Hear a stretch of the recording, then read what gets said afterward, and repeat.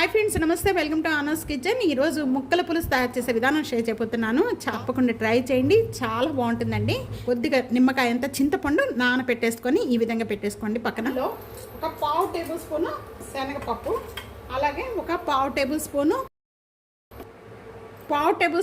మినపప్పు, పావు table spoon మిరియాలు, 2 టేబుల్ స్పూను ధనియాలు ఎక్కువ తీసుకోండి. అలాగే 1 టేబుల్ స్పూను బియ్యం, 1 టేబుల్ స్పూను కందిపప్పు, పావు టేబుల్ స్పూను మెంతులు. ఈ ముక్కల పులుసులో ఈ పౌడర్ వేయటం వల్ల చాలా టేస్ట్ వస్తుంది. ముక్కల పులుసు అనేది చిక్కగా ఉంటుందండి. ఇవన్నీ కూడా పప్పులన్నీ కూడా మంచి కలర్ వచ్చేంత వరకు కూడా మంచి స్మెల్ వస్తుందండి వేగిన వెంటనే.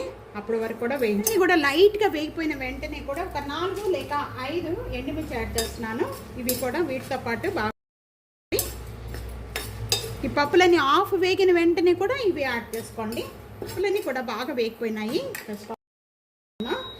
ఇవి బాగా చల్లారిన తర్వాత మిక్సీ జార్లో వేసుకొని మెత్తగా పౌడర్ చేసుకొని పక్కన పెట్టేసుకున్నాం. ఈ ప్యాన్లో 2 టేబుల్ స్పూను ఆయిల్ యాడ్ చేస్తున్నాను.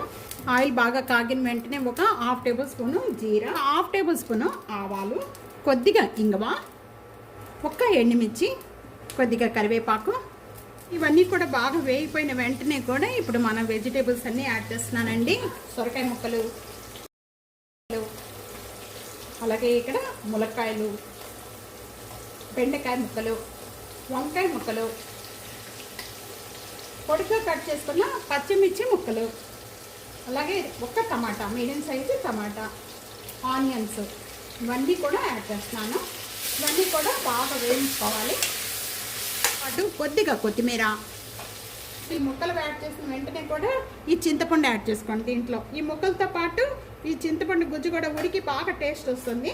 ఇక్కడ మీడియం ఫ్లేమ్లో పెట్టేసుకొని మూత పెట్టేసుకొని ఒక 5 నిమిషాలు హాఫ్ ఉడికిన వెంటనే అప్పుడు వాటర్ యాడ్ చేద్దాం. ఉంచేద్దాం.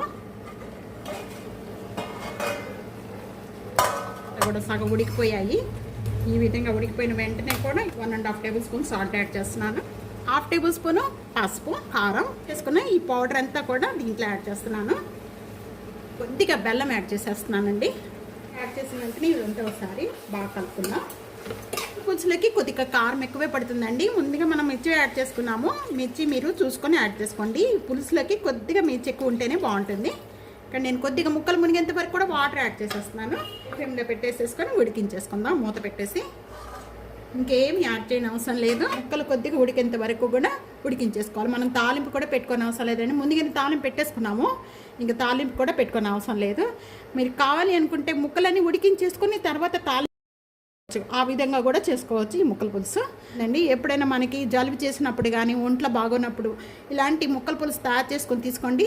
చాలా నోటికి పుల్లగా. తప్పకుండా ట్రై చేయండి.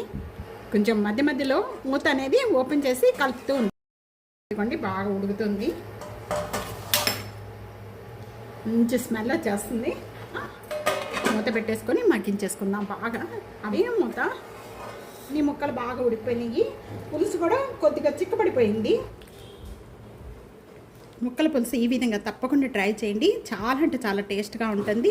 ఇదే విధంగా ట్రై చేసి మీకు ఎలా ఉందనేది కామెంట్స్లో తెలియచేయండి. వీడియో నచ్చితే కనుక ఫ్యామిలీకి, ఫ్రెండ్స్కి video share and like, comment, subscribe చేసుకోవడం అస్సలు మర్చిపోవద్దు. Thank you for watching.